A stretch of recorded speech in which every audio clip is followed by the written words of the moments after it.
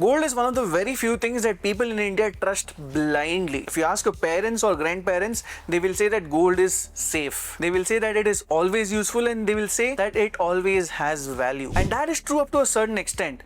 Gold can go up, gold can come down, and sometimes it can come down really badly, just like how it happened in 2026. In 2026, a lot of people thought that gold would just keep rising, but it didn't. It fell, and a lot of people were actually surprised. And if you're also wondering why, well, let's understand that in today's video in a very simple, plain language without any confusing jargons. Before we move ahead, my name is Vineet. I love money, but I have very little of it. So subscribe to this channel and let's make money together.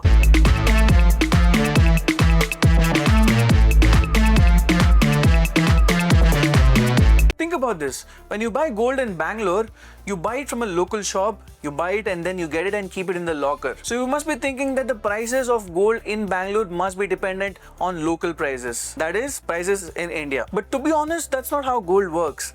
Gold is connected to the global markets. Another very simple way to understand that is gold is first priced in US dollars. Those US dollars are then converted to Indian rupees and then priced it accordingly. So if gold changes across the globe, it changes here too. And if rupee changes against the dollar, the gold prices in India also changes. So there are two things which affect the gold prices in Bengaluru. One is obviously what is gold doing across the globe, and the other is what is rupee doing against the dollars. Let us understand with a very simple example. If a toy costs $10 in the world market, and if $1 is 80 rupees, that toy would cost 800 rupees in India. Now if the toy becomes cheaper and falls to $9, it would cost roughly around 9 into 80 rupees, which is 720 rupees in India. But at the same time, if rupee depreciates against the dollars and becomes 90 rupees, then that same toy would cost $9 into 90 rupees, which is 810 rupees. So even though the price of the toy fell in dollars, you ended up paying more in rupees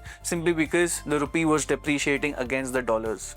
This is exactly how gold can also behave in India as well. The world price may fall, but if rupee weakens along with that, then the discount or the fall might not necessarily show up over here. Let's talk about the elephant in the room, that is the United States. Why does America matter for gold in India? It is very simple. US is extremely powerful. Dollar is used as the main money language across the globe. Anything and everything from metal to petroleum, everything is first traded in the US dollars, and that gets converted to the respective currencies. So if dollar becomes stronger, it becomes slightly expensive for people in other countries to buy gold, and hence this might cause a fall in the gold prices, simply because that's how supply and demand works. Conversely, if dollar becomes weaker, then it becomes easier for other people to buy gold in their countries, which can of course support the rise in prices of the gold. Now here's another simple idea.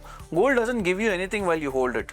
No interest, no dividend, no rental income. It only helps if the prices of the gold goes up much later. Now compare that with a simple FD. It gives you a recurring annual interest. Gold does not. So when people start realizing that other instruments are giving better returns than gold, they might not necessarily like to invest in gold for a while. They will move their money in these instruments so that they can earn a better and a safer return. And that can be one of the reasons for the gold prices to fall, because they're pulling their money out of gold. Now let us talk about why a comment made by a person in the US affect the prices of gold in India. No, I'm not talking about Donald Trump. It is someone else. It is Kevin Walsh, the chairman of the US Federal Reserve. It is like the RBI of the United States. When people start thinking that banks may change the interest rates, the market starts reacting well before the announcement is actually made in the market. And that is exactly why before anything happens in the market, the prices can actually move. This is very similar to your school days, where your results are coming up in the next 2-3 days and you are very anxious, start discussing with your friends,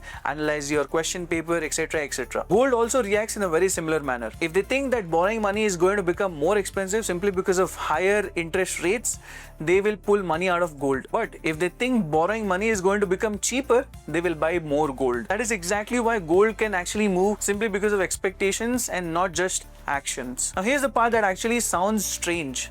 Even if some people are selling gold, a lot of central banks are buying it. And you must be wondering why. Simply because they're not thinking about the next 1 week or 1 month or even 1 year. They're thinking of many years, or in fact decades or many decades. For them, gold is like keeping an emergency torch at home. They might not use it every day, but if something goes sideways, they will obviously use it because it's extremely powerful. This is how central banks look at gold. It is a safety tool more than an investment. So one group can be selling, the other one can be buying. Both of of them can happen at the same time. Now let us come back to India. India imports most of its gold, in fact almost all of it. That means the price of gold in India will depend on the world prices and more on the rupee. So if gold falls across the globe but rupee also falls, then it might not necessarily make a lot of difference in India. And that is exactly why the prices of gold in India is very, very strange. You might be hearing that gold is falling, but your local jeweler is still keeping the prices very, very high simply because the rupee is doing its work in the background. In India, gold is not just an investment, it's emotional. Weddings, festivals, family savings, all of this is what is attached with gold in India. And that is exactly why a big fall in gold prices might be extremely scary for people in India. So should you panic when gold falls? No. Gold is not bad, gold is not useless, gold is not magic either. It can go up, it can go down, but it can still be trusted very, very much. With that, we come to the end of this video. I hope I have helped you understand how gold works across the globe.